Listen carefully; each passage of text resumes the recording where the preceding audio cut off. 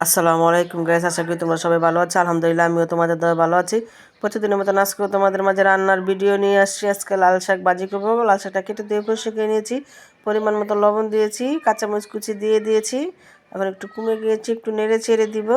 আর এই শীতের সিজনে একদম সব ধরনের শাক উঠে, আর একদম টাটকা শাক খুবই ভালো লাগে খেতে। দেখা যায় একদিন পরে পরে তোমাদেরকে যে কোনো শাকের ভিডিও দিব, তোমরা কেউ কিন্তু বাজে কমেন্ট করবে না, কারণ আমরা এই শীতের সিজনে শাকটা খাই বেশি। তোমার প্রতিদিনই মানে শাক থাকবে।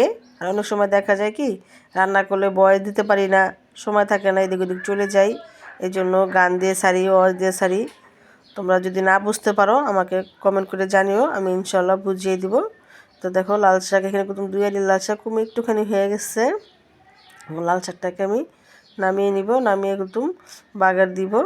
এটা দেখো একটু এভাবে করে নেড়ে চেড়ে দিলে কি এভাবে বাইরে বাইরে করলে শাকটা সুন্দর হয়, খেতে ভালো লাগে। একটু বাইরে বাইরে করে দিই।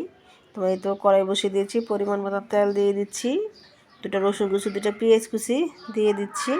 দিয়ে এখন এই তো দেখো পেঁয়াজটাকে ভালো করে ভেজে নিয়েছি। এখন আমি সিদ্ধ করা শাকটা দিয়ে দিব। শাকটা দিয়ে আবারও নেড়ে চেড়ে দিব। আর ভালো করে নেড়ে চেড়ে দিতে হবে বাগারের সময়, তাহলে রসুন পেঁয়াজগুলো শাকের সাথে একদম ভালো করে মিশে যাবে। এতে দেখো রসুন আর পেঁয়াজটা একদম শাকের সাথে ভালো করে মিশে গিয়েছে। আমার একদম লাল শাক ভাজি হয়ে গেছে। এখন আমি একদম নামিয়ে নিব, আবারও তোমাদেরকে নেড়ে চেড়ে দেখাচ্ছি। এতে দেখো লাল শাক ভাজি হয়ে গেছে। লাল শাক ভাজি রেসিপি যদি তোমাদের ভালো লাগে লাইক কমেন্ট শেয়ার করো। আল্লাহ হাফেজ।